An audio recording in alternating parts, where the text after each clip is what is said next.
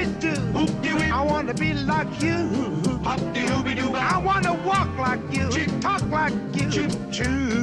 Avec Damien Thévenot, l'actualité de la littérature auprès des libraires de Télématin, les CLT, le club des libraires de Télématin, s'il vous plaît. Alors aujourd'hui, il y a tout, quasiment. Je crois que c'est une des meilleures chroniques de l'année. Bon, que vous allez faire là? Non. Ah bon. Elles sont toutes excellentes. Je ne suis qu'un porte-voix. Non, mais dites-le nous avant de façon à ce que. Non, mais c'est ça, je vous Le choc va être je prépare incroyable. psychologiquement. Non, mais je ris, mais pas tant que ça. Donc, notre libraire cette semaine, c'est Nicolas Lefort, qui est libraire à Paris, dans le 16e. Il m'a appelé, Nicolas, parce qu'on s'appelle évidemment, pour préparer cette chronique, bien sûr. Et il me dit, écoute, là, choc, claque, avec ce livre, Les étoiles s'éteignent à l'aube, de Richard Vagamez, édition Zoé. J'insiste aussi sur le fait que Nicolas choisit souvent de petits éditeurs. On braque les projecteurs sur des pépites, petits éditeurs, édition Zoé. J'ai lu ce livre, mais je pèse mes mots, extraordinaire. Ça se passe donc en Colombie-Britannique, à l'extrême ouest du Canada. C'est une histoire d'un gamin, on va vous l'expliquer, donc élevé par un tuteur. Son père biologique ne s'en est pas occupé. Et un jour, il revient. On va vous expliquer ce qui va se passer. Si vous avez des amis, vraiment des gens que vous aimez, un anniversaire, un Noël qui se prépare, ça, c'est le livre que vous allez garder. Mais vous pleurez, William, littéralement. C'est-à-dire le pouvoir des mots. Vous êtes dans ces montagnes de l'ouest du Canada, c'est extraordinaire. Et on est concerné par cette histoire qui est très loin de nous. Mais forcément, elle est loin, oui, parce qu'on n'est pas descendant d'une tribu amérindienne, nous, sur ce plateau. Mais en revanche, la filiation, le père, qui est le père? C'est celui qui donne la vie ou c'est celui qui élève? Toutes ces questions, ou ce qu'on peut ressentir par rapport à son père, du ressentiment parfois, ou parfois de l'amour et de l'admiration. Mais ça, c'est pou. Voilà, c'est pou. Et il y en a deux autres derrière. Bah si, c'est...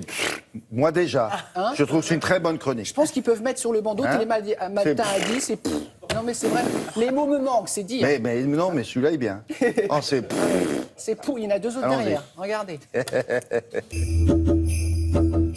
Franklin est un jeune garçon de ferme de 16 ans qui vit dans les montagnes de l'Ouest canadien. Son tuteur, le propriétaire de cette ferme, vient le voir et lui annonce que son père biologique, celui qu'il a abandonné quasiment à la naissance, celui qu'il n'a vu qu'une ou deux fois durant toute sa vie, le demande auprès de lui.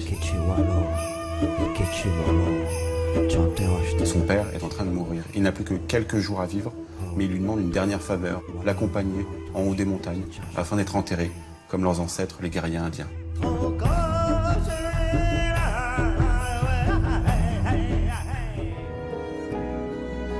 C'est le début d'une odyssée entre ces deux hommes, entre ce père et ce fils, qui vont enfin se parler, enfin se découvrir et faire la lumière sur leurs secrets, leurs mensonges et leurs vérités.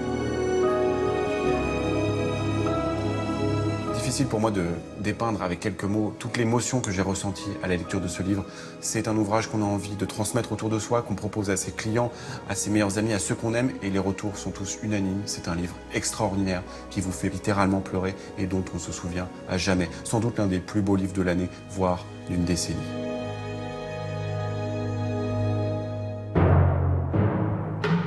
Mon deuxième choix, un roman haletant, F d'Antonio Cerceneschi aux éditions Asphalt. Anna est une belle jeune femme brésilienne que personne n'imaginerait être en réalité une tueuse à gages, l'une des meilleures dans son domaine, une véritable machine à tuer. En 1985, son téléphone sonne, une voix lui demande un nouveau contrat, à savoir abattre Orson Welles. Le fameux metteur en scène de Citizen Kane doit mourir et c'est Anna qui devra l'exécuter.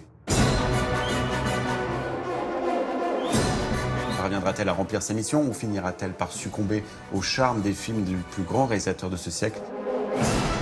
C'est ce que vous découvrirez dans ce récit qui alterne roman d'espionnage et en même temps clin d'œil et référence au 7e art et au monde du cinéma et à ce grand réalisateur qui était Orson Welles. Drôle, attachant, irrévérencieux et en même temps plein de sensibilité et d'humour. C'est un livre qui mélange vérité et mensonge car oui, Orson Welles est bien mort cette année-là. Et est-ce Anna qui l'a tué? Vous le découvrirez dans l'une des plus belles surprises de cette rentrée littéraire. Et pour terminer, un choc littéraire, Le grand jeu de Céline Minard aux éditions Rivage. Nous sommes au milieu de nulle part.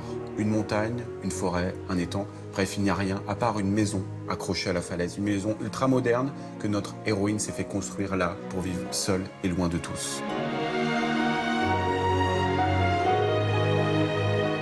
Cette vie d'ermite, elle l'a choisie, elle l'a voulu, elle a tout organisé pour ça.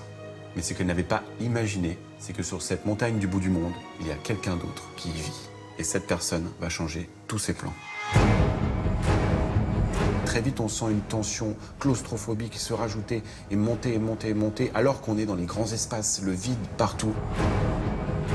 Que va-t-il arriver à notre héroïne? Va-t-elle survivre? Va-t-elle supporter les saisons et le temps qui passe? Et puis, qui est cette autre personne sur la montagne? Ce livre, c'est l'un des incontournables de cette rentrée, et pour moi, c'est un véritable coup de cœur. Sincèrement, vous ne pouvez pas passer à côté. Ah oui, ça m'a l'air bien cette sélection-là, non? Ah oui. Totalement. Vous avez un auteur brésilien, vous avez un auteur canadien et Céline Minard, la française, Oui, j'ai dont on déjà parle de plus en plus. ce nom, Oui. oui. Vraiment, c'est une jeune écrivaine dont on parle de plus en plus, édition Rivage. Bravo, cher Nicolas, il a super bien bossé cette Bonne semaine. sélection. Vous retrouvez ça, bien sûr, sur le site de Télématin, si toutefois vous n'avez pas eu le temps de noter avec votre crayon ou votre brosse à dents.